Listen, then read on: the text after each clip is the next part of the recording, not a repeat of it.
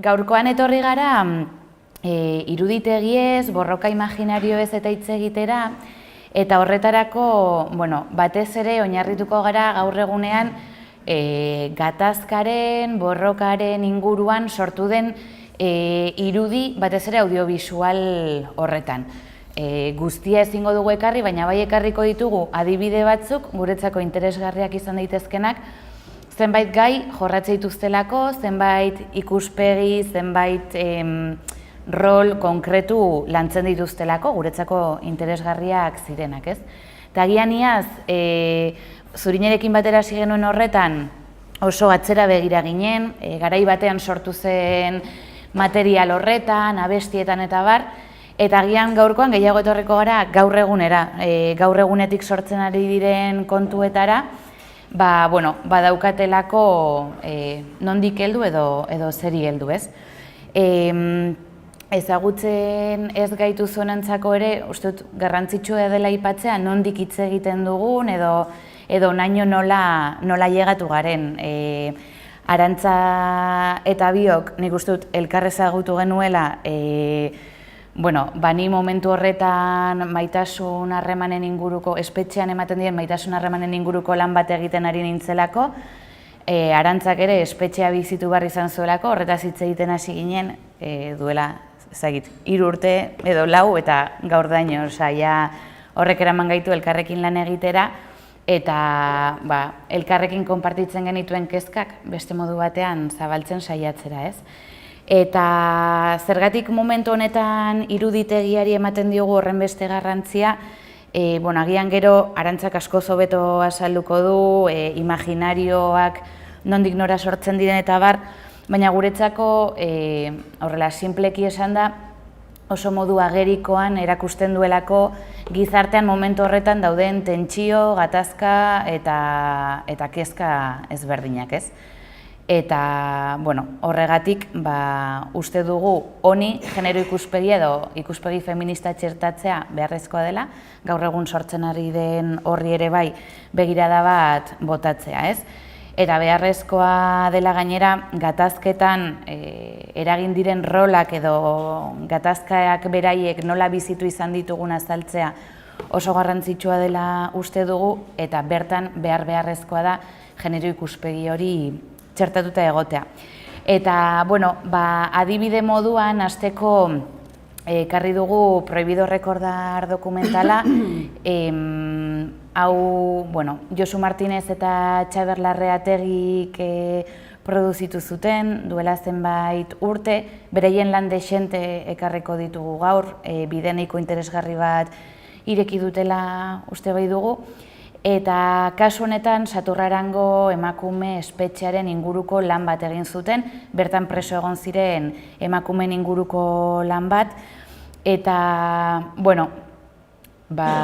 uste dut duela oso gutxi hasi garela Saturraranen gertatutakoaz hitz egiten, frankismo garaian emakumeek bizitu izan zituzten egoerak ageriko egiten, eta, lehenengo zatitxoa jarriko dugu dokumentalaren hasieratxoa.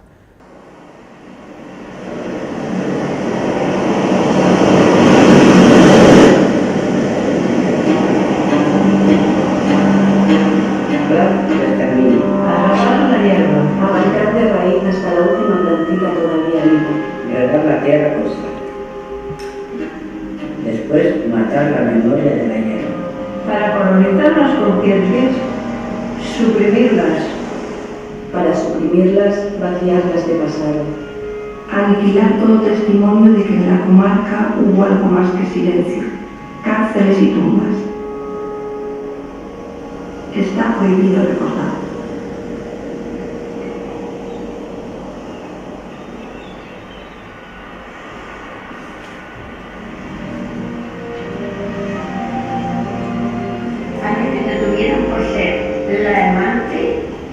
De la artista. Yo me he casado en el Museo de Barcelona, el día que lo fusilaron a él.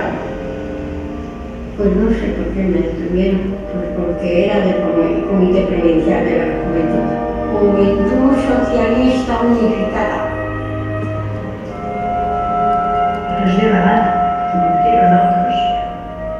No es nada porque los juntas allí eso no quería denunciar. El caso era muy grave, porque hubo muertos. Bombardearon una escuela, les mataron a casi todos. Bueno, fue un crimen enorme. Cuando llegué a casa, la señora dice: "Ay, Anita, hoy es un día grande".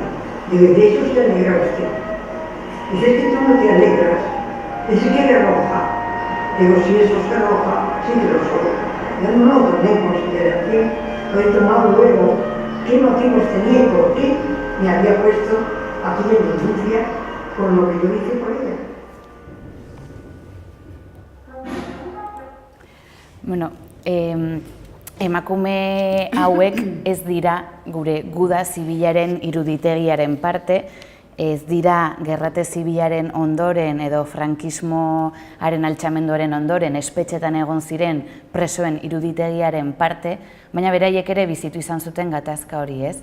Zergatik gure imaginarioetan ez dira emakume hauek kokatuak egon, zergatik beraien gerra kontatzeko modua ez da gure imaginarioan egon, pixkat gaur izango da presentzia, ausentzia horiek edo aztertzen saiatuko garenak, eta bide batez ez dudalako guztiekin esango, gomendioa da, gaur hemen ekartzitugun hauek ikusteko aukera baldin badaukazue, uste dut merezi dutela guztiek, beraien alde positibo, egin negatiboekin, baina merezi dutela, ez? Eta genero ikuspegi hau egiteak azkenean ekartzen digu, Prohibido Recordar bezalako dokumental bat, gehi momentu horretan egon zen saiakera handi bat, espetxetan egon ziren emakumeen inguruko informazioa biltzeko, bai hemen, bai Izarren Argia pelikularekin, horrek ekarri zuen ikerketa batekin ere bai.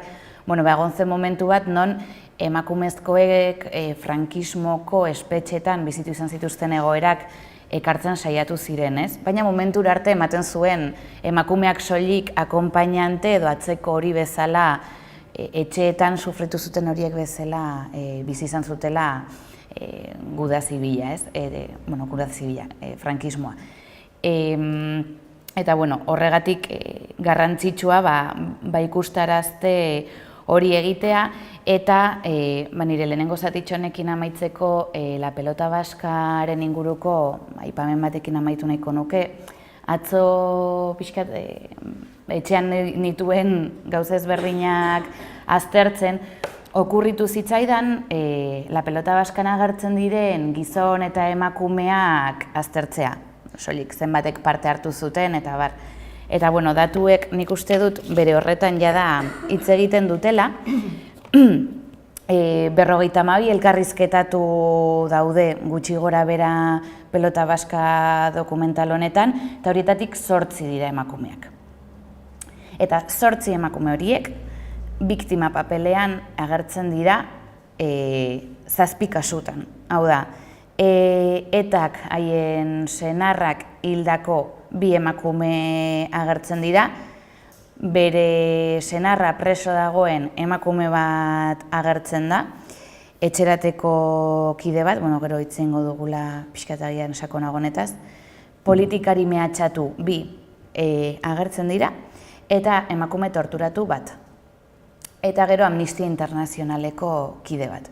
Orduan, emakumek hitz egiten duten momentuan, biktimatik eta ez agentzia edo ekintza edo bakearen aldeko proiektuetan parte hartzen duten pertsona bezala ez dira ageri, ez?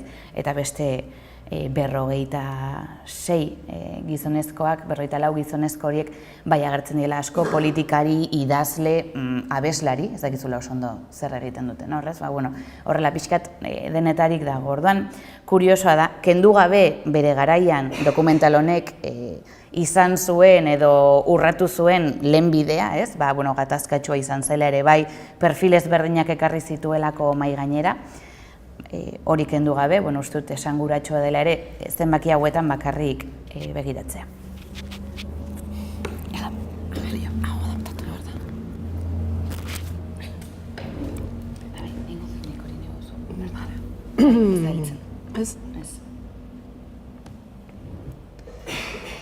Egunon, pixkate Oianak egin horrelako sarrera bat gaur landuko ditugun gaien inguruan.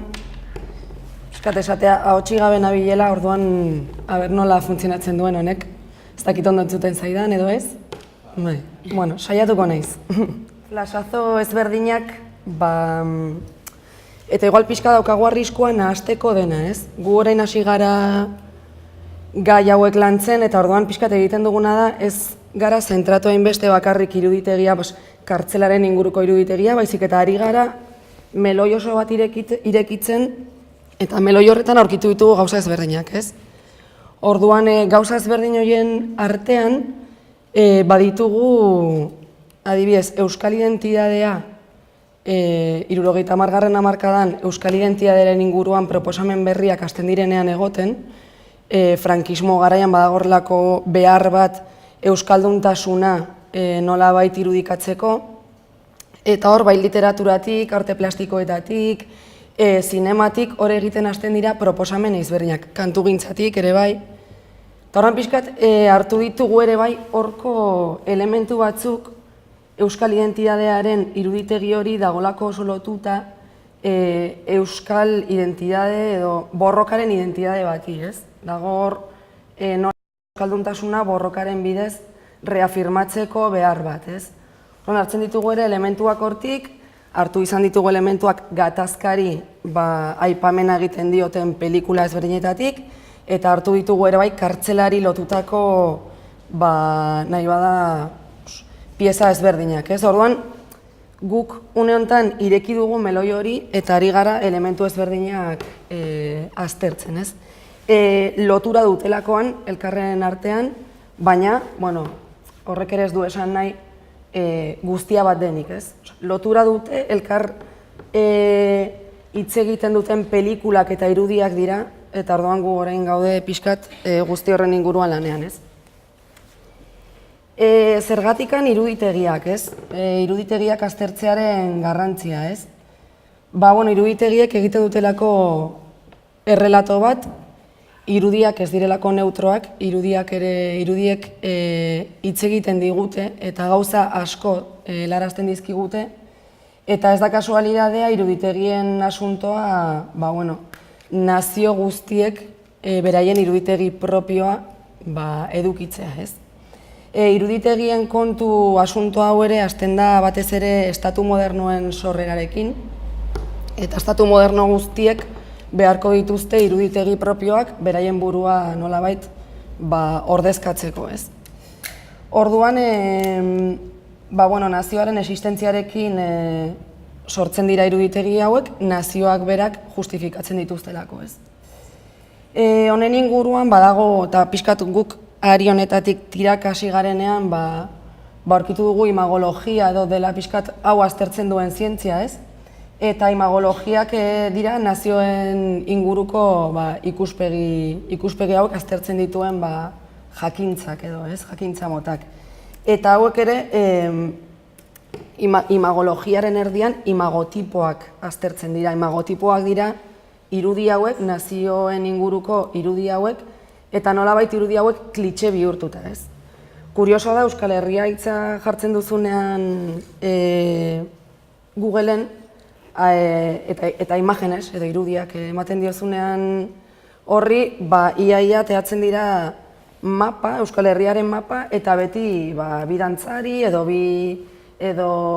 36ko gudako gudari bat, edo orduan importantzia dauka, nolabait errepresentatzerako orduan beti jartzen dugulako irudi bat. Eta irudi hori zer den, nola aukeratzen den, eta zeren bidez iristen den ere irudi hori jartzera hori ez da kasualidadea, ez? Orduan Euskal Herria hitza, hemen ez berdin da. Nahi baduzue telefonoan edo jarri, agertuko da gainera oso irudi nahi bada folklorikoa, eta oso irudi neurri baten ere sabinianoa, ez? Eta esaten dugu hau, iruditegi pixkate Euskal Herriaren iruditegi honen sorrera eta abiapuntua oso lotuta dago abertzaletasun modernoari, ez? Eta abertzaletasun modernoa hasten da Sabino Aranaren nahi bat teorizazio guzti horrekin, ez? oso grafikoa da, Sabino Aranak ere ordezkatzen duen Euskal Herri hori ere oso grafikoa da, ez? Oso irudietan badauka ere bere isla, ez? Eta horrez hartzen dira, pixkat berak nazioaren ardatzak teorizatu zituen ardatz horiek, ez? Foruak, arraza, eta legea, jainkoa, eta bar, ez? Eta orduan, Euskal Herriaren inguruko, Euskal identidadearen inguruko iruditegi guzti hori, pixkat abia puntu hemen dago, ez? 70. hamarkadan eta frankismoaren betean edo, azkeneko fasean, hor ematen da euskal kulturaren inguruko loraldi berri bat. Sabinok proposatutako edo sabinismotik proposatutako iruditegi edo errepresentazio hori ez da nahikoa askorentzako, eta orduan hasten dira proposamen ezberdinak egiten euskalduntasun hori nolabait agertzeko, ez? Ez da egiten zinematik bakarrik, baina bai egiten da disiplina artistiko eta kultural ezberdinetatik, ez? Hor da Gabriel Arestiren Herri eta Harri orduan sortzen da, euskal literaturaren historia jasotzen dute lehendabiziko aldiz Luis Michelena eta Aita Villasantek, ikastolak eta unibertsitatea ere une honetan sortzen dira, arte plastikoetan badaude Gaur, Hemen eta horrelago talde vanguardistak, Ez doka Mairu ere une honetan sortzen da eta euskal kantagintza edo kantutegi berria proposatzen dute. Orduan badago pixkat garai honen bueltan horrelako errepresentazioaren inguruko behar bat, ez? Guk pixkate Oianak lehen esan du gehien bat nahi genuela zentratu gaur egun dauden filme gintzen edo dauden pieza hauekin, baina joan gara ere pixka bat atzera, iruditegi guzti honen edo atzean zer egon daitekeen edo aurretik zer egon daitekeen aztertzera, ez? Eta hor aurkitu dugu 78an Amalur pelikula dela, justo aipatzen nuen kontekstu honetan, nolabait Nestor Basterretxeak eta Fernando Larroquert, ez dakite jau izena ondo saludan, baina... Eta pixkat beraiek biek proposamen bat pelikula bat egiteko eta nolabait ordezkatzeko zer den euskal identitate hori, frankismoak nolabait erakusten ez duena eta nolabait beraiek kontekstu horretan nahi dute adierazi zer den euskalduna, zer den Euskal Herria, zer den euskalduna, eta nolabait kontatu nahi diote estatuko gainontzeko herritarrei eta nazioarteko herritarrei zer den herri hori Euskal Herria, ez? Horren, importantea da, ze hain justu, ikusiko dugu, YouTubeen dago ere pelikula, eta nahi baldin baduzu ikusi osorik, pazientzia baduzu, Baina, polita darik eta ze hor nolabait euskaldun borrokalari hori, euskal identitatea eta borrokaren identitateek bat egiten dute, eta nolabait adierazten zaigu zer den euskalduna izatea, ez? Kuriosoa da, ze zinematografikoki ere bai, justu 78an badaude nazioartean eta Europan batez ere, forma zinematografikoak hausteko horrelako mugimendu oso bat, ez? Grebak, Frantzian badago zinema gintzan eta ere olatu handi bat, 78an zine militantearen sorrera 60. hamarkadaren hasieran hasten da, baina 77, 78 urteetan pelikula asko daude bilatzen dutenak nola errepresentatu langilea, nola errepresentatu borrokalaria, nola errepresentatu herrixea, nola... Piskat, hasten dira horrelako formak agertzen eta Nestor Basterretxea eta Fernandok saiatzen dira ere nolabait iruditegi hori, irudigintza mota hori ere pelikula honetara ekartzen, ez? Poeta humilde, de un humilde país, del país de Vidasoa. Vascos universales.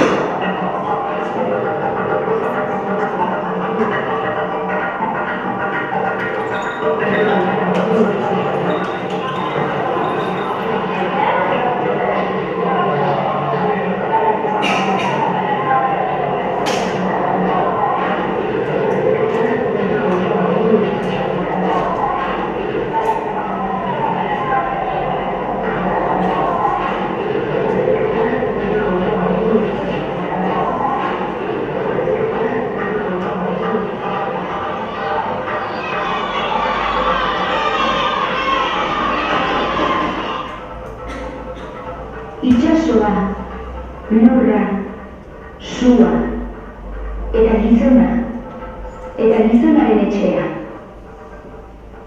Y el hombre, el mar, la tierra, el fuego y la casa del hombre. Listo.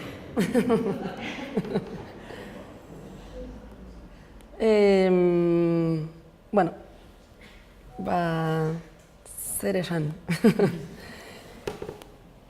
Hor agertzen zaigu pixka bat hori, ez? Esaten genuena, ez? Nolabait hor bilatzen da hori euskalduntasunaren definizio moduko bat, ez? Eta erretratatzen da pixka Euskal Herriaren berezitasun hori, ez?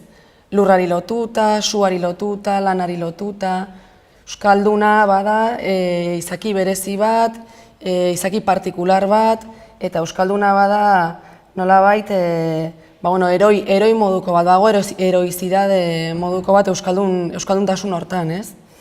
Eta batez ere euskalduna da gizona, ez?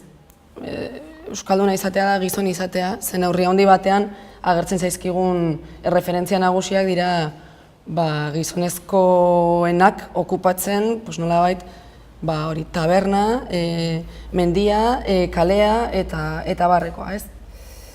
Zergatik da importantea guretzako pelikula hau, neurri batean pentsatzen dugulako, eta hori pixkat aztertu beharko genuke gehiago, eta hori aztertzeko asmoa badaukagu, neurri handi batean iruditegi guzti honek, 70.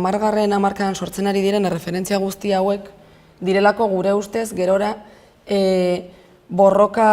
nazio askapenaren borrokaren iruditegira traspasatzen diren irudi asko, ez?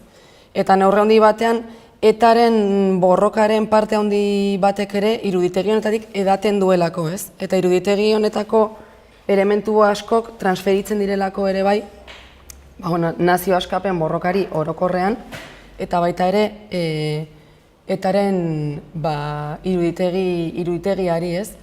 Eta importantea da aztertzea, izan ere, pixkat iruditegiak ere nolabait definitzen duelako antolakunde armatua beraren jarduera barrutik, ez? Ez bakarrik, baina ere bai, ez? Beste gauza askorekin batera, ez? Eta pixkat honi argi honetatik tiraka eta nolabait gaur egunera etortzeko badago beste pelikula bat eta igual ordezkatzen du pixkat esaten ari nintzen hau, ez? Eta da pelikula hau egin du neska katalan batek, deitzen da De Segovia Big Band, eta biltzen ditu Segoviako espetxeko ihesaldian parte hartu zuten persona talde bat, ez? Elkartzen ditu gaur egunean eta jartzen ditu hitz egiten afari baten bueltan esperientzia horren inguruan, ez? Ihesaldi horretan parte hartu zuten presoak gizonezkoak ziren, baina kanpoan pixkat hori guztia antolatzen ibili zen taldean zegoen emakume bat, eta emakume hori elkarrizketatzen dute ere hemen. Orduan pixkat, kuriosoa da, berak Segoviako ihesaldiaren porrotaren inguruan duen bertsioa, berak emanda, eta gizonezkoek emanda. Pixkat hor nabaritzen dugu ja badaudela aldekotasun nabariak, ez? Orduan jarriko dizuet pixkat hori kontatzen duten zatia. Y a partir de ahí ya pasamos al Taberna. Llegamos a un sitio, que luego he sabido que era Espinal, y ahí pues no estaba el mundo nadie, el que nos iba a ayudar a pasar la moto para llegar a Euskadi Norte. Estuvimos hora y pico y no se sabía qué hacer, no venía nadie, y al final pues aquí hablando dentro del camión pues se decide votar. Habíamos dos posiciones, una, quedarnos en el camión y ir a otro sitio, buscar una nueva cita y que nos trasladaran. Ahora no, a los pocos meses ya me di cuenta que esa era la buena postura, pero yo fui de los que votó al monte. Entonces yo propuse a la gente que no saliéramos y y todos se pusieron, estaban extremadamente eufóricos porque se les dijo que estábamos en Navarra, que estábamos en Euskadi, y dijeron que no, que antes de morir que echarse para atrás. Empezaron, y yo que era una cría, era la más joven de todas, creo que cuando nos encontramos, pues me sentí, dije, pues habré soltado alguna barbaridad. Y nada, sencillamente se tomó la decisión de salir y fue un gran error. Se sabe del camión, ¿con qué podría recorrer? Eta honekin lotuta, pixkat beste aurrerago berak ere esaten duen beste elementu bat ere hitz dit nahiko argigarria, ez? Barkat. Pero esta noche se leía, pero esto dije, si eran lentes sí, y no está bien feliz. Mira, empieza a ver por el final, a ver cómo termina el animal a porrolar. A ver si le pillaba o no. O sea, que un día, no sé si era sábado o domingo.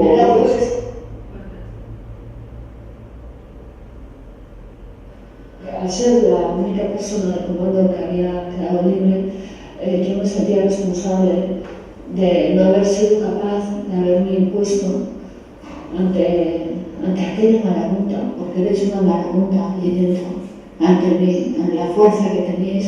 Yo ahí fui donde percibí lo que era el poder de la masa. No me servía de justificación esa vivencia por el resultado, por lo que había pasado, ¿no? Listo. Bueno, nik uste dut ere hemen nahiko adierazgarria dela, eta lehendabiziko zentzuten dugula ere emakume baten ahotsa gaurtik kontatuta, eta nola ze sentimendu izan zuen ere parte hartzerakoan talde dinamika hortan, ez? Eta zer suposatuko zuen emakumea izatea, gazteena izatea, nolabait kontekstu horretan, ez? Eta etan emakume gaztea izatea ere bai, ze suposatzen zuen, termino operatiboetan ere bai, ez? Orduan, iruditu zaigu ere relato polita dela, gero nahi baldin baduzue komentatuko dugu, guztien arteko eztabaida honetan, baina beste aldi batzuetan ere jarri izan dugu barrua begiratzeko lehioak, eta hor ere beti pasatzen zaigu pixkat fokoan emakumeak sartzen direnean, fokoaren barruan emakumeak sartzen direnean, eta emakumeek, beste gauza jarriko dute, bai, markatzen. Emakumeek hitza hartzen dutenean, beti agertzen zaizkigu emaitza, orain arteko relatoan pitzadurak agertzen hasten dira, ez? Eta orduan hasten zaizkigu rebelatzen bestelako istorioak, bestelako posizioak eta bestelako bizipenak, ez? Torran pixkat hor badago Marinas, bera historialaria da, feminista, eta berak planteatzen du presentzia eta ausentziaren elementua, ez? Historia aztertzerakoan emakumeen presentzia eta ausentziatik ulertu daitezkela gauza asko, ez?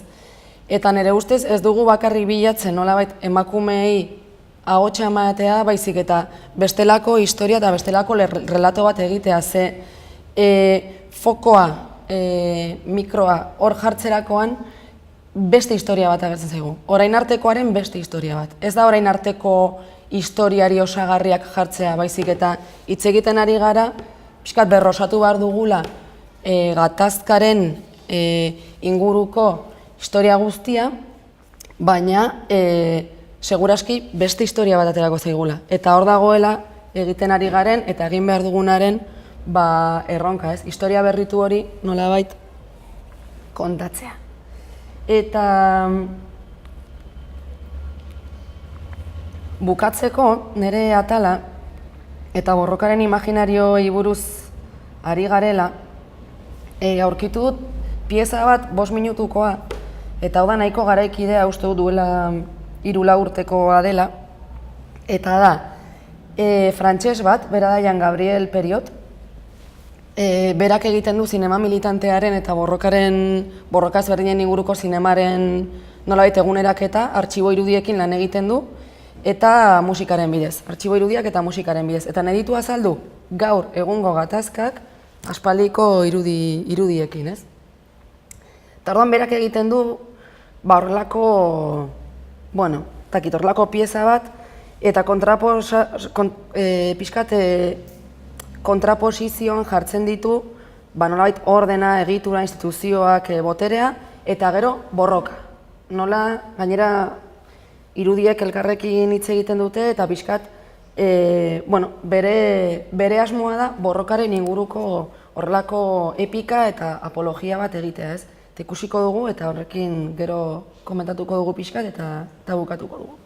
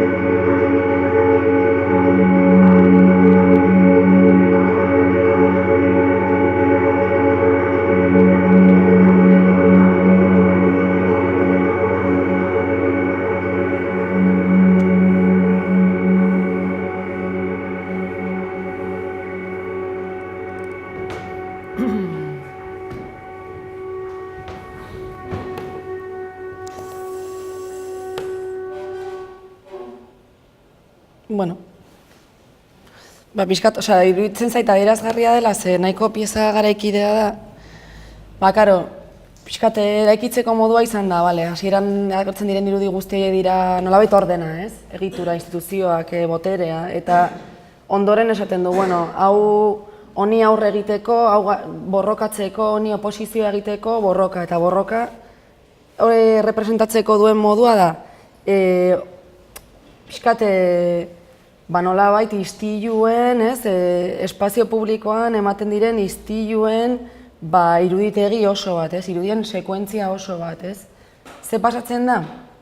Nolabait borroka ordezkatu nahi denean askotan, injustu hau egiten dela, eta orduan ematen du borroka sistema garaitzea, sistemari oposizioa egitela, eta sistemari borroka egitea dela borroka mota honen bidez borrokatzea, eta orduan borrokaren zentzua horretara mugatzen dugu, Eta ez dakit, pobreziaren edo G8aren kontra egitea, baliteke izatea, ez dakit, zerbait erre edo horrelako metodoen bidez, nolabait oposizio hori agertzea, baina benetan pobreziaren kontra egitea eta borroka horiek askotan eremu pribatuan ematen dira. Eta eremu pribatuan ematen diren erresistentzia sare, kooperazio eta ez dakit zenbat harremanei esker egiten da ere borroka askotan politika, austeridade politiken kontra, pobreziaren kontra, edo ez dakit zenbatako injustiziaren kontra. Aldiz ez dugu hori ordezkatzeko iruditegirik, edo irudirik, Eta pixkat, refleksio horrekin edo nik bukatuko nuke nire tartea eta gero nahi bauzue baitze egingo dugu.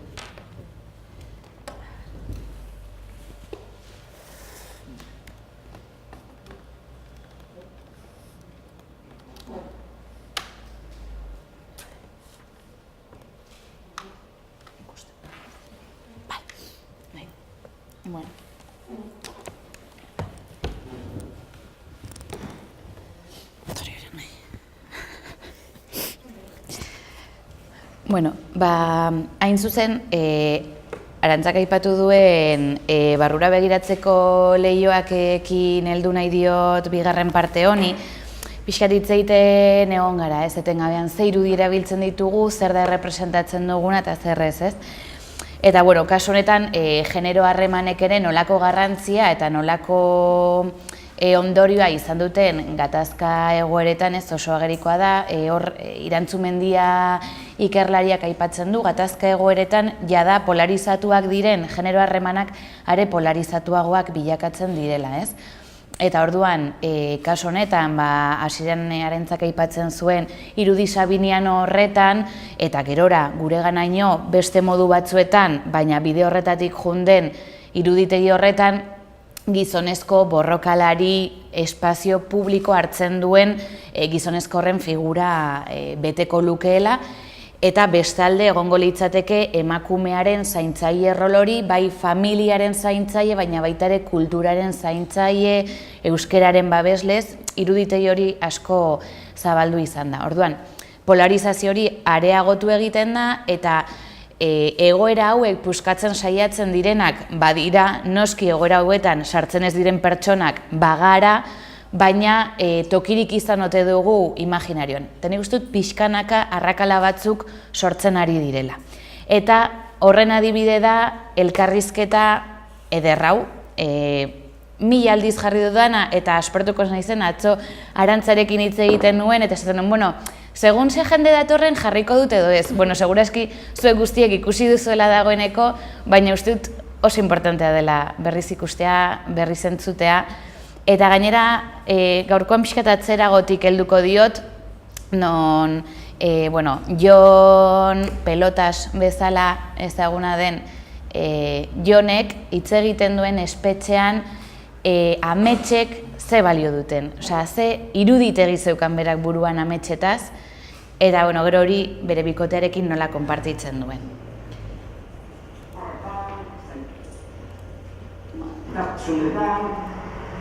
Ezin egin fizikoki, baina bai buruak egiten duena den aldegin, Eta nire ametsa, hemen aldamenean, erraka somatzen genuela, aurki batzuk ekarri, eseri, jarri kainabera aldamenean, horta, nire zigarrotxo bat piztu, lasai, musika xoare, emaztea lasai, irakurtzen, umea jolasean inguruan, barriak jasotzen, berriletan erekin, turismo zera sortzeuna, eta horrek asko betetzen ziren, patxara betetzen diren ere barneko lasaitasuna, izan eretzako hauan horregatik, nire gauze izan baliz bezala dudalako arrakatxo hau.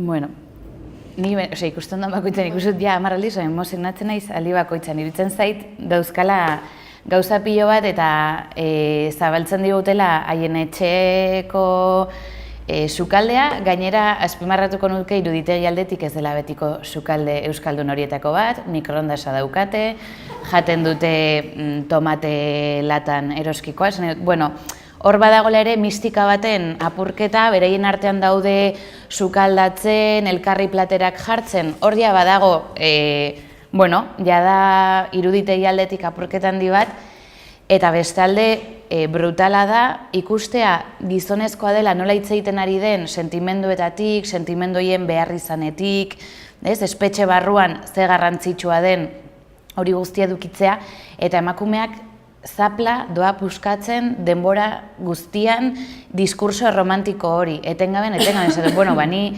hasi nintzen idazten, bueno, horrela ez maite zintu dalako, edo gero argi dago hor zer heldu badagoela, ez? nola heltzen da emakume bat, lau seme-alaba izatera, denborarik ez daukan, eta apenas ezer aportatzen ez dion, komillen artean dena, pertsona batekin, hor asko badaukagula aztertzeko, baina gaur gehiago geratu nahi dut haien arteko elkarrizketa horretan, eta elkarrizketa guzti hau edo Jonen tarte guzti hau da oso berezia. Zeren gainera amaitzen du esaten nola idealizazio hori apurtzen zaion. Berak azkenean ez dela inoiz jun azkenean Ibai Ertzorretara bere familiarekin, aipatzen du ere ez zaila izaten ari den bere seme nagusiarekin harremana mantentzea, ez duelako bera azten ikusi, eta oso gogorra izaten ari dela, txikiarekin ordea. Hor badago espetxearen eta gudariaren mistika oso bat apurtzeko inolako intentziorik ez dut uste horretara begira egin zutenik, baina pertsona hauek azken finean, mitoak errealitatean kokatzen dituzunean horrekin apurtzen doaz, ez? Eta hori da benetan interesgarria. Hala ere, hor jarraitzen dute bi roloiek, ez? Gizonezko gudariarena, espetxean urte asko egon denarena, eta emakume zaintzailerena, ez? Haurrak, seme-alabak ez den ditun horrena. Baina, badago zuzendari berdinen beste lehenengo dokumentala edo izango zena, Itsasoren alaba, eta aurrekoan Josu Martinezekin egoteko aukera izan nuen, eta komentatu zian, galdetu izan diotela ea nahita egin duen horrelako emakumeak, emakumez bereziki osatutako taldeak edo protagonistak bilakatzea, eta esaten zuen kasualidadez izan dela, baina nik uste dut bere lan osoan badagoela norabide bat edo bide oso interesgarri bat alde horretatik, eta soinu eta bideo, bai hemen. Kasu honetan, bada, Aize bere aitaren bila dabil, esan dut, Aizeren aita Galek hil zuen Ipar Euskal Herrian, eta Aizek ez zuen bere aita ezagutu, Aize oso gaztea zenean hil zuten aita. Eta orduan Josurengana hurbiltzen da momentu batean eskatuz bere laguntza, eta bere aitaren ezagutza horretan, bere aita ezagutu nahi du, eta horretarako jende ezberdinarekin biltzeko laguntza eskatzen dio, eta prozesu guzti hori da dokumentatzen dutena, eta kasu honetan niretzako markatu. Oso interesgarria da, justo mitoaren inguruan Aizek berak aipatzen duen kontu bat, mitoaren apurketa eta diskursoak edo hitz egiteko modu ezberdinak, ez? Kasu honetan emakume hauei hitz egiteko eta modu askean hitz egiteko aukera ematen diezunean, ze terminoetan eta nola hitz egiten den gatazkaz, nola hitz egiten den gatazkaren gauza gordinen, ez, bizitzak entzeaz, iruditzen zait osorik eta interesgarria dela, eta konparatuko bagenu diskursiba hau edo hitz egiteko modu hau, eta irudite guzti hau,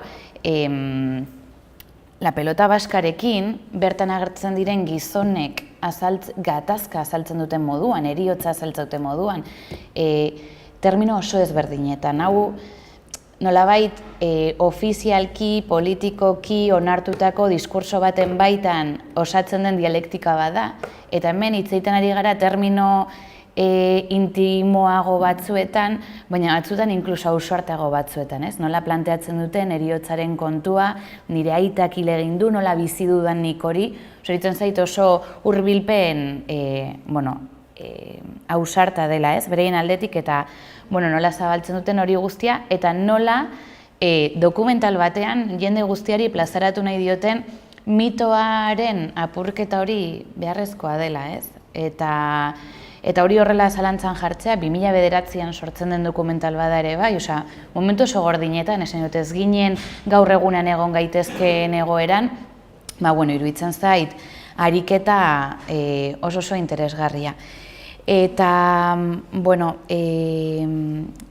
dokumentalak berak ere baditu beste hainbat kontu, eta, kasu honetan dialektikaz ari garela, eta lehen Arantzak ere aipatzen zuen moduan, burura etorri zait momentu hauetan frankismoaren kontrako kereia erraldoi bat martxan dagoela Argentinako epaile batek daramana, ez? Baina Espainiar estatuko jendea da kereia horretan parte hartzen ari dena.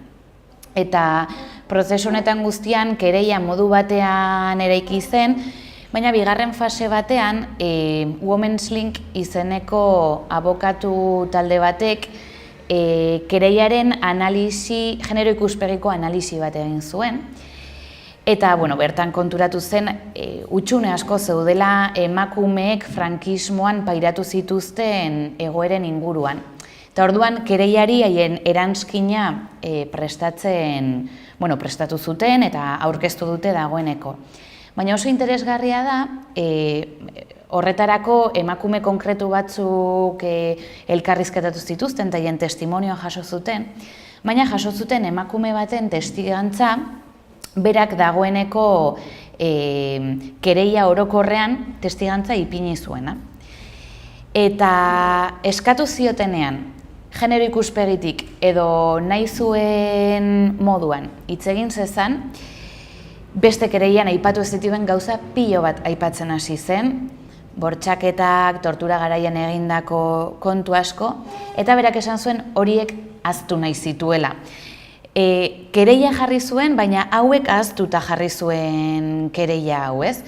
Eta nola dialektika hauek, hitz egiteko modu hauek, mai gaineratzen duten oro har orain arte garrantzitsutzat jo ez den hori, baina kasu, emakume honen kasuan, bizipen gogorrenak ziren, ez? Eta ez zituen aipatu nahi izan, ez? Orduan, hori aipatu zituen eta gehitu egin dira, baina oso interesgarria da ikustea zer jotzen den interesgarritzat, zer jotzen den salagarritzat gatazka egoera batean, eta norbaiti eskatzen diozunean edo aukera ematen diozunean genero ikuspegi batetik egiteko, beste modu batean hitz egiten dizu eta beste kontu batzuk aipatzen dizkizu ere bai, ez?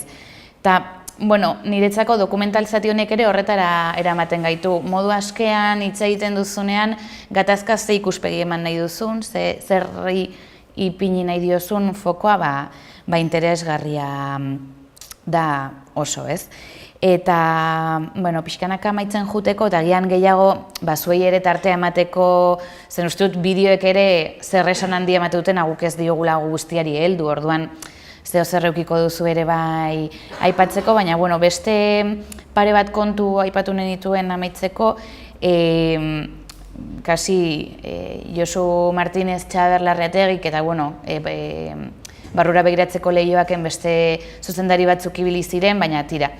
Beste dokumental bat egin zuten ere bai, Sagarren denbora dena, eta kasualidadez, baina izugarrizko emakume puska batekin egiten dute topo, ez? Eta berez, deportazioa, Alfonso Etxegarairen deportazioa hitz egiteko dokumentala da hau, baina amaitzen du maitasun harreman baten eta harreman bat deportazioa tarteko nola garatzen denaren inguruko dokumentala izaten. Eta oso gomendagarria da, nik uste dut, luxu bat da niretzako kasu hauetan jendea nola zabaltzen den eta nola irekitzen den ikustea, eta bizipen intimoenak ere nola zabaltzeko gaitasuna daukaten edo ausardia daukaten, ez?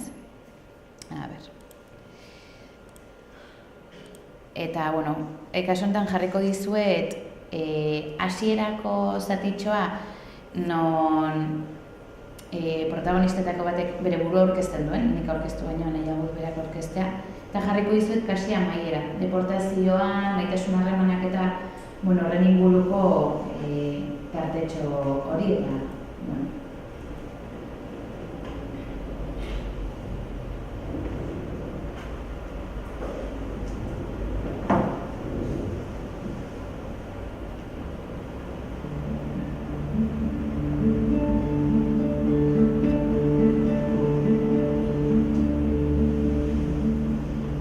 Christian dut izena. Sortu nintzen Domitxinen, Zuberoko mugan, Bigarren Gerra Mundialaren garaian. Euskaraz egiten ginuen bizia, bai etxen, bai lagunekin, baina eskolan aldiz frantsesez. Gure etxen komerzianteak ziren, untsa bizi ginen, eta niretzat asentzio sozialean deseatzen zuten. Hainbeste nun eta ni bihurri bilakatu nintzen. Maiteago nintuen gure auzoko Magi, Katiali, Nani, Aina, Maiu eta horiekin untsa pasatu. Eta basara nintzen, basa gelditu. Enuen etxeko bideona hartzen eta deliberatu zuten 10 urte ninduela Baionara igortzea, untsa hezteko, senyorita bat bilakatzeko, eta hola interna hasi nintzen Baionako eskolan, monjekin. 15 urte ninduelarik, udaleku berezi bat egin genuen. Joan ginen Getarialat, Espainiarat. Eta hor, atzeman nintuen jende batzuk, euskaraz egiten zutenak. Eta jarretua egon nintzen. Horrek bide berri bat ideki zidan. Izan zen errevelazio bat. Gipuzkoako bidea zen eta azken etapa zen Zarautz zen. Eta hor, askatu dituzten malekoiak. Hemen ginen, ibiltzen. Eta zerreko ginen, hasi ginen horrekin izketan, horako deska familia bat. Eta baziren hiru mutiko playaren solan, ibiltzen zienak elgarrekin mintzatzen eta autobusen dutaik. Eta nik eusten, zenako ez dira nietatiko hurbiltzen. Bai, ez ditugu ez ezautzen eta hau eta hau, baina ni baina naiz. Eta hasten naiz, beste puntatik ez egin berden metro edo egin ditun, haien gara, ditut mintzatu, claro. Eta itzuli, berdin eta nesak, eta zer? Bai, nik gaur, nobio bat egin dut. Nesak guztiak igeriz, eta nola du izena? Arfox, okortu zitzaidan, izentan erikuloena.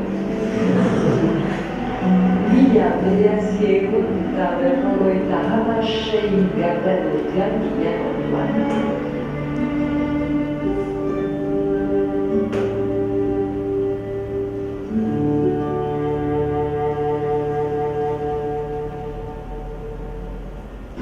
Gure betxan da guai, momentu guztiak gozatzea. Gure irautza batzuetan irautea gara ere. Deportazioak badu beste aurpegi bat. Da beti hiltzea hor duzula begien aurrean. Eman ezagun nahi Domitxinetik baiten izalarik. Beti so egiten dut nire etxean, nire herria. Azken adikok zikusten bat non bazara. Eta hementik joaten izalarik egiten gauza egiten dut. Buru entzuntzen dut, eta nahi dut argazki horiekan ene begietan. Eta nahi du hiltzea ikusten dugula, eta bereziki hiltzea bere lurretik urrun. Eta hori terrible da.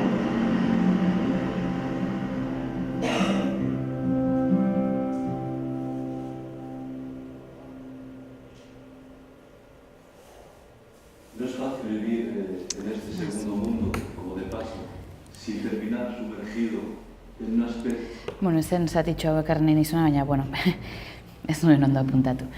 Horre agertzen zaizkigun pertsonaiak eta ikusiko ez duguna, baina pixkat azaltzen dizuena da, biek doaz azaltzen momentu oro nola bizi duten maitasuna horrez, eta nola garatzen duten edo nola egiten duten harremana aurrera eraman ahal izateko, eta kasu honetan niretzako interesgarria dena da Kristianek, biek erabakitzen dutela Kristianek ez duela bertan pasako bere denbora guztia.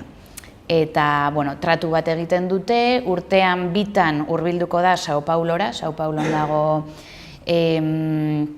bere bikotekidea, bitan hurbilduko da, gutxienez 2 hilabeteko epealdia pasatzera, eta baina gero berak buelta egingo du etxera, bueltatuko da bere herrira eta bertan egingo du bere bizitza. Ez nolabait,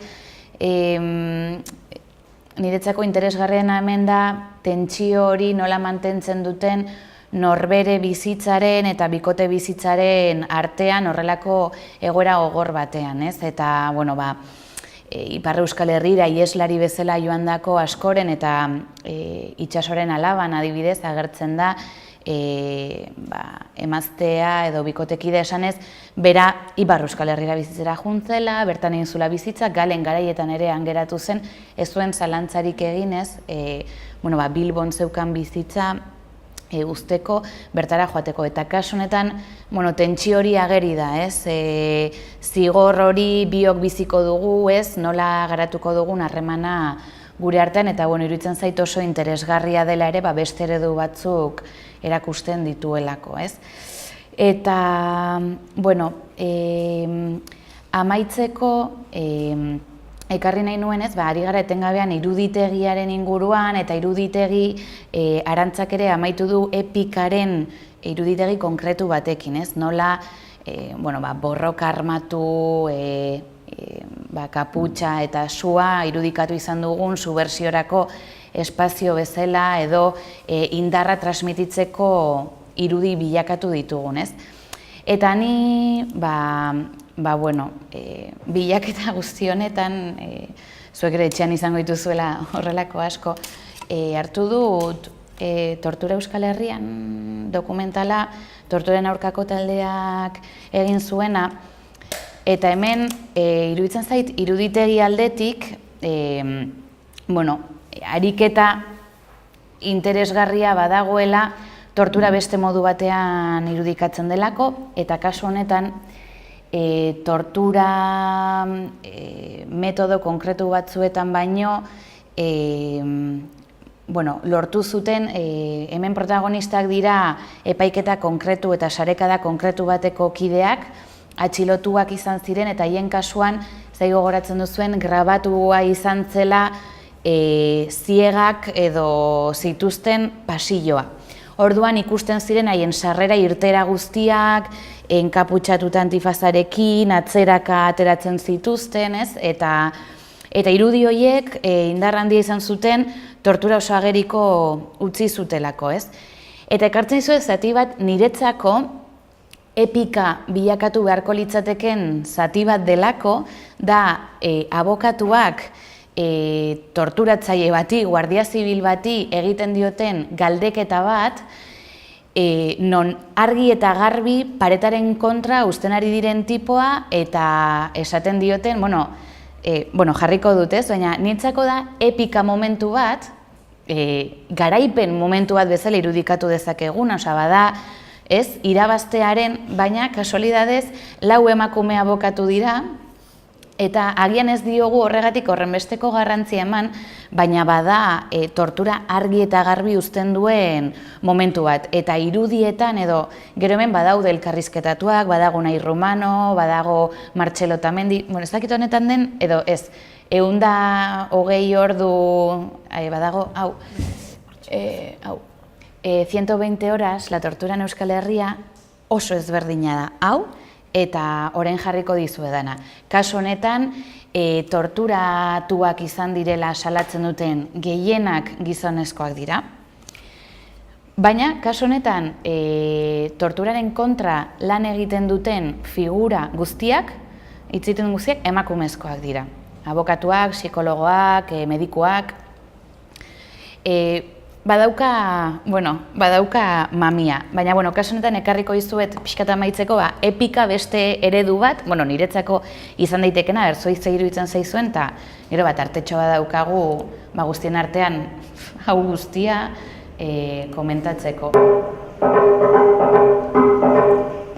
Reseñándole las paellas, las cosas que ha dicho, si no había reconocimiento forense, si no estaba declarando, si no estaba comiendo, si no había salido al servicio, porque se le ve salir por ese pasillo, ¿a dónde iba y dónde podía estar 45 minutos el señor Cotano? En concreto en relación con el señor Cotano, están documentadas 16 diligencias, incluida la del ADN, que también aparece el día 26 de julio a las 5 de la madrugada.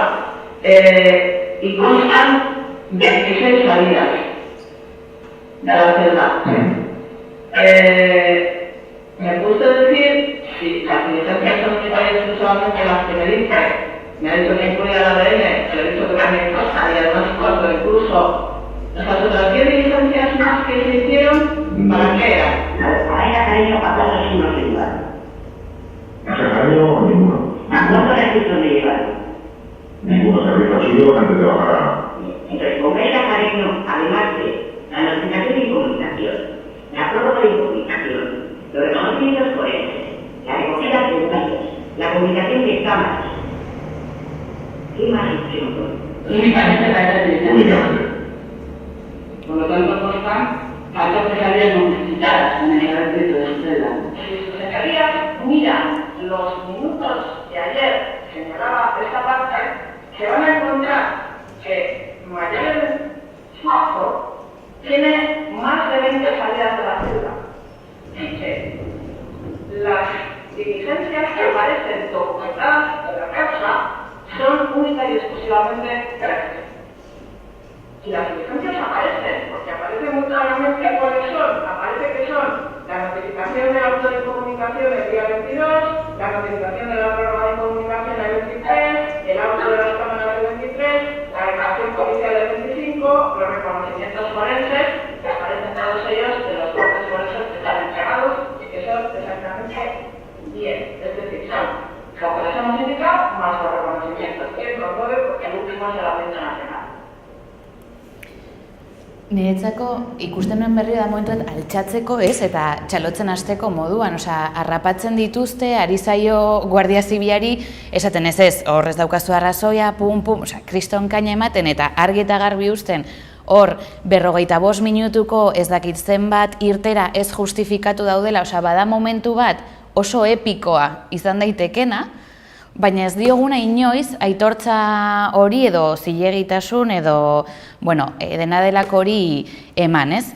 Eta guk ez diogu eman, eta, pixkat honekin amaitu nahiko nuke, baina Arantza Zulueta agertzen delako hor, besteek bai jakin dute hauek egiten ari zirena borroka oso gogor bat zela, paretaren kontra heldu izan dituztela edo paretaren kontra jarri izan dituztela behin baina gehiago, eta horregatik Arantza Zulueta daukate besteak beste aislamenduan atxilotu zutenetik 2 urte eta erdi baina gehiago izango da. Orduan, gu askotan ez gara konturatu borroka eredu bat uste genuena baina asko zabalagoa izan dela, erresistentzia eredu bat uste genuena baina asko zabalagoa izan dela, baina beste batzuk bai ikusi dutela hau. Eta, pixkat, honekin bai amaitu nahi nuen, eta borrokaren imaginarioetan zabaltzeko eta hauek, berrasmatzeko gomendio, gonbidapen eta hausnarketa horrekin. Eta orain, zuen tartea da, hau guztia, aipatutak ez utzi gabeko guztia esateko, kontatzeko edo zuen inpresioak ere jasotzeko.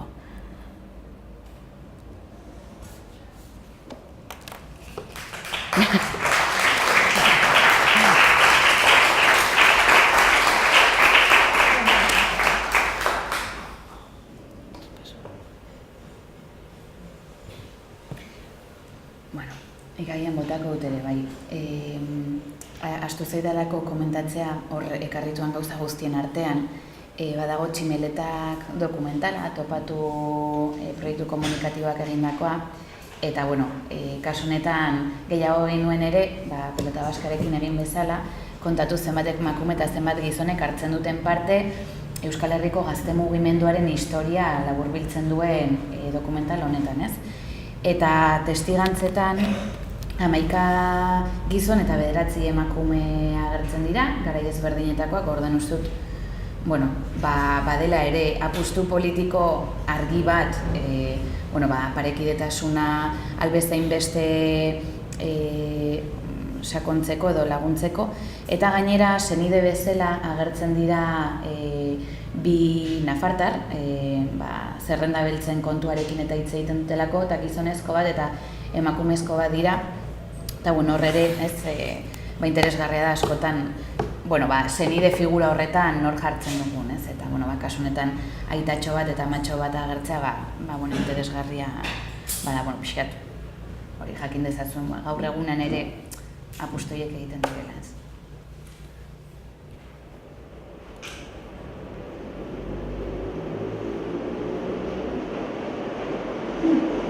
Ni komentatzea zuek entzutea niretzat beti plazer bat dela. Lehenik eta behin. Eta eskerrak ematea horrelako lanak egiteagatik. Ni uste dut horrelako filmeak gehienak ikusiko genituela, horrekoan ere joan den urtean abestien kontuarekin ibili zineten gehiago eta 11 alditan entzunak genituen abestiei buruz hitz egin zenuten. Baina, inkluso, ni emakume bezala, ez nintzen konturatu hainbat detaile horietaz, eta bateak zuek entzuten konturatzen hasten zara zenolako ezberdintasunak eta zenolako diskriminazioa dagoen emakumeen artean, eta inpatu egiten dut askotan nola unerokotasun horretan elkaren konturatzen gu geu, horren bakarrik emakumei buruz uste dut gure arteare gehien antzadela. Ez garen konturatzen nola jorratzen diren gauzak, eta batean datu simple batekin, pelota batzen 8 emakume, biktimen ikuspuntutik ostia. Ez, ja daukazu reflexirako nahikoa bat, eta horrelako 11 mila adibide izango genituzko. Bai, zanea arduratzen nagoena da, ez dakit zergatik ez begun erreparatzen horri edo astuta bezala daukaguna ere emakumeak horrelako hausnarketetan sartzea, eta agian bakarrik gehienetan zentratzen garen esparruetan bada bortizkeriarekin, agresioarekin, abuso sexualekin, horrelako gaietearekin lotuagoak dauden diskriminazioa norrak, horiek bai eta zutea eragiten digu borrokarako grina gehiago edo kalerateratzeko grina gehiago, baina imaginarioan, narrazioan, relatoan gertatzen diren milaka bideetan ez diogun erreparatzen.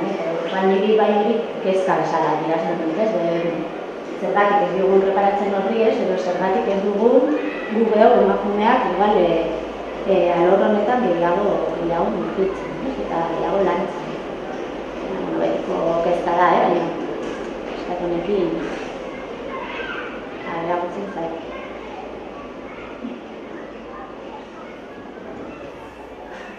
Nik uste dut, ez dakite, baina nik uste dut ere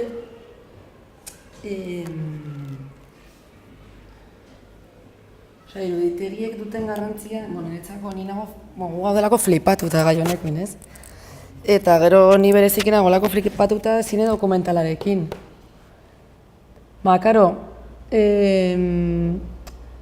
pixkat nik uste dut hor dagoela gatazkane bai, pixkat historia ofiziala eta kontakizun ofiziala egiteko erabiltzen diren modu eta estrategiak, izan daitezkeenak, honek suposatu zuen guztiarekin, pelota baska suposatu zuen nahi bada, ez dakit, transgresio bai, relatoa egiteko saiakera berri batekin hori kendu gabe, eta hori hor dago. Baina egia da, kamararen aurrean, segun eta nola jartzen zaituzten, eta segun eta nola den hori guztia, egin dezakezuna da, pixkat, relato ofizialaren parte bihurtu, ez? Baina aldiz, uzten diozunean kamarari eta pixkate beste alegia, modu ofiziala kontatzeko formak ere bai aldatzen dituzunean, nik uste dut emaitzak ere bestelakoak direla. Eta orduan, sagarren denboran edo denbora hartzea, kamera jartzea, nola beraiei pixkat eremu intimo horretan ere retratatzea, ez, etxea izan daiteken hortan, edo egunerokotasunean, kotxe baten ezaki nola, edo pixkat forma horiek aldatzen dituzunean, batean hori arrakala horiek sortzen dira. Eta orduan konturatzen zara, hor badagola beste dimensio handi bat, non kontakizun ofiziala, pitzadurak ateratzen dizkio kontakizun ofizial horri, ez? Orduan, horregatik da interesantea nik uste dut aztertzea ditugun elementu guzti hauek, ze nahi gabe hor daude, nahi gabe edo, igual ez baldin badiezu pixkate arreta berezirik sartu edo ez baldin baduzu egin horrelako beste alde batetik begiratzen ariketa hori egin, igual inkluso pasatzen dira, baina hor daude, ez? Eta, horregatik dela importantea ere, iruditegitik baldin bada ere, azken batean, nolabait aztertzea gure historia propioa, ez? Eta gure iragan propioa, ez? Zuen aipatu filme egile buruz aipatu zuen, esan nahi dut, horrein egoen pentsatzen, aurretzen zuen gehienen egileak gizonezko euskaldunak, eta justo Segovia leizki bertuz badizut, eta gogo emantzen da, katalan edo Segoviako Ihesaldian parte hartu zuen katalan batek, justo espetxera iritsi zen eta 2 ordutan esan zioten, badago fuga bat, bagoaz, eta tipoa batu zen hor. Eta orduan, da Uriol abizena, nola, ez da un impronunciable, un apellido impronunciable. Baina da justo tiroketan hil zuten, fugan, edo Ihesaldian tiroketa ezberdinak egon ziren, eta tiroz hil zen bakarra. Orduan bere hilobak hartzen du ardura pixkat memoria hori berrosatzeko eta berak egiten du dokumentala. Ez, neska. Esan nahi dut, orain txepatu duzu adibidez, bailuak grabatzeko edo jendea moduak eta oso interesgarria dela. Eta orduan igual horretaz, esan duzu, Josu Martinez egin zen, eta kasualitatea izan da, ez dut uste kasualitatea denik berak egin zuen horiek egin zuen lan. Horretaz ere, zerbait egin duzu edo pentsatu duzu edo uste, begira da hori, zergatik sortzen da, nortzuen artean sortzen da dinamika bat orain egiten den dokumentalgintza horan egiten den, ez gara desberdinak euskaraz dakit, hori, Josuren kasuan hori esan nion, ez dut uste kasualidadea denik bide hori hartu izana, ez? Bai dauka sentsazioa berak egiten zuen hausnarketa momentu horretan zela, eta pixkat hori bere ez dituen gehiagi desbirtuatzen, baina bai aipatzen zuen gatazkaren gogorrenean nola hitz egin berak nahi zuen Euskal Gatazkan zeuden beste perspektiba batzuk mahai gainean jarri. Eta zail ikusten zuen edozein modutan agertzea. Horregatik zerbait oso intimoa egin nahi zuen, beste modu batean hurbilduko zena gatazkaren kontakizunera, eta nik kasu horretan esan nion, agian, haize hurbildu zitzaion berari, baina sagarren denbora egiteko agian beste inor ez zuen topatuko Kristian izan ez balitz, esan nahi dut, emakume konkretu batzuk ere prest daudela, hau da, nik uste dut ere protagonistek asko egiten dutela dokumentalean kasu honetan, ez? Eta nire ustez, emakume hauek ausardia, baina bestalde, aurrera urrats bat eman nahi zutela, beraien diskursoa beste modu batean mahai gainean jartzeko, ez? Eta iruditzen zait, elkar topatu direla, baina agian indar gehiago izan dutela protagonistek beraiek norabide hori finkatzerako garaian. Bai zerena lan pertsonala zelako eta berak erabaki zuelako norekin nola egin nahi zuen, eta Josuk pixkat lagundu zuen hori enpakatzen. Gero, Kristian eta Alfontxoren kasuan nik uste dut Kristianek oso personalidade indartxo daukala kasurretan asko eraman zuela ere, hori guztia nola azaldu nahi zuen, eta esango dut, barrura beratzeko lehioaken, 5 ikuspegik oso modu berezian planteatzen dizkizute 5 bizipen ezberdin ere bai, ez? Eta hor, gizon eta emakumen arteko ezberdintasuna ematen da, adibidez, emakumek oso modu intimoan Gotzone López de Luzuriagaren zatitxo egiten dute, Josuren kasuan Iratito Barrena egiten du, eta nik uste dut hor Iratik ere indar handia daukala, eta bere bizitzak indar handia daukala beste modu batean juteko. Orduan uste dut elkarrelikatze bat dagoela, baina bai bestalde nik uste dut aitortu behar zaiela horren aldeko apustu ere oso garbia egiten dutela, ez? Baina kasu honetan sentsazio dut gehiago protagonistek beraiek eta diskurso konkretu bat zabaltzeko emakumeak bakarrik topatu ahal izan dela horren eragile. Ez dakit, bueno.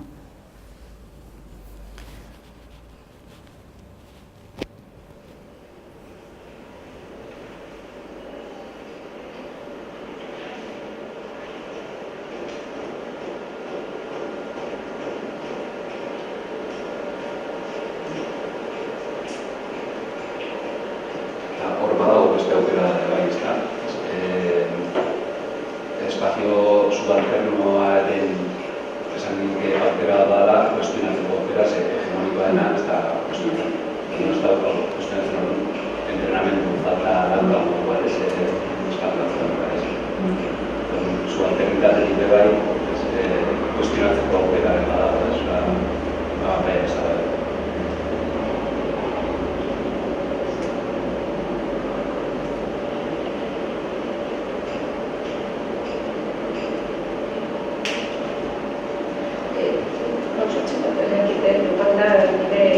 Azkeneko pare bat urteetan erabiltzen zen imaginarioaren irakurketa hau feministimotik edo hasi dena igual adibidea pixka bat zabaltzen gehiagora ez dakite Deretxio Sebastian baten nola egiten duen irakurketa orain irakasgailea edo Mikel Lantzabek egiten entrevista lenguan gara, irakurtzen dut oso hori horrela pixka bat niretzako imposible zer horrelako gauzak irakurtzea eta jokia ez dakit, dara buena laketa bat horrek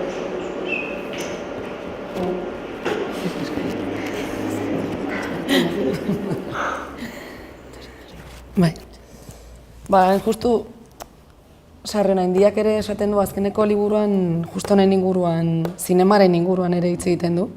Bueno, bertsolaritza eta zinema eredu horiek hartzen ditu islatzeko euskal politikaren azken urteetako bilakaera, ez? Eta esaten du, bertsolaritza izan da esparru bat, zeinak aurrera egin duen, forman, edukian, eta nolabait apurtu ditu klitxeak eta aurkitu ditu forma bide berriak, ez? Nolabait aurrera egiteko. Eta esaten du, zinemarekin, frankismoaren amaierarekin, espero zen zinemak hartzea sormenaren esparru printzipala eta representazioaren esparru printzipala, formak haustearekin batera, zinemak ematen zituelako beste esparruek ematen zituzten aukerak, ez? Irudiaren boterea, bla, bla, bla, eta esaten du, justu euskal zinemaren bilakaera azken urteetan izan da kontrakoa, ez? Izan beharrean gure historia asmatzeko, berreraikitzeko, memoriarik eta egiteko edo esparru vanguardista bat, non apurtu genitzazken forma guztiak eta forma berri horien bidez errepresentazio modu berriak aurkitu, hori egin beharrean, hori ez da egin, ez? Eta orduan zinema bihurtu da ere euskal zinema hitz egiterik baldin badago, ze hori beste eztabaida da. Baina, nolabait ulertzearren, justo esparru hortan eginda kontrako norabidea, ez? Eta forma berdinak errepikatu dira, errepresentazio modu berdinak egin da, pixkatoria sarrik esaten duena, ez? Horik, aztertu beharko litzatekea berez justo horrela den, baina niretzako bai da esparru bat aurrera begira jarrita, irudiaren esparru hau nahi bada zinemari lotuta, edo gehiago hizkuntza zinematografikoari lotuta, nik bai uste dut izan behar duela esparru bat zeinaren bidez berreraiki esaten ari garen, nahi bada utxune, zirrikitu edo sortu inkluso memoria berri bat. Ze seguraski hori ez, ikusten ari garanik ez dut uste inbeste denik nola gure relatoan, nola gehitzen eta osagarritzen dugun egonez diren parti horiekin, eta orduan subalternitatea errepresentatzen dugun ahotsa ematen, eta ez dakite inbeste hori den, edo den beste zerbait igual sortuko litzateke, ez?